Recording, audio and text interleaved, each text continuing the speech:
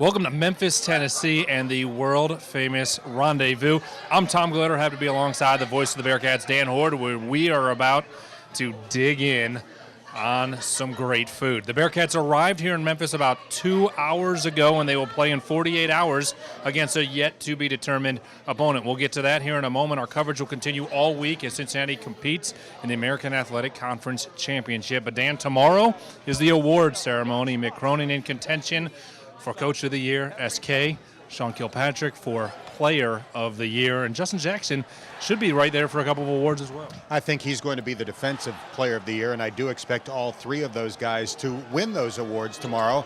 Earlier today, Sean was named First Team All-League, Justin Jackson Second Team All-League, so I think the Bearcats will be bringing back a lot of hardware tomorrow.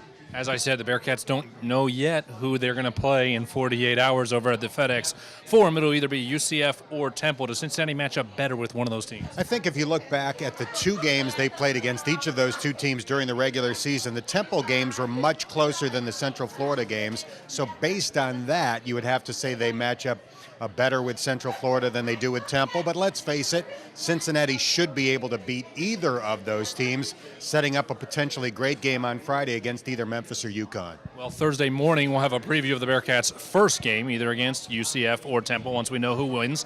In the meantime, our coverage will be centered on awards and the ceremony tomorrow at the Gibson Guitar Factory. In the meantime, Dan, you ready to dive into some of this? I'm past ready. I'm going to start digging in while you finish up. All right, sounds good. That is the voice of the Bearcats, Dan Hoard. I am Tom Gelehrter in Memphis, where our coverage continues right here on Bearcats TV.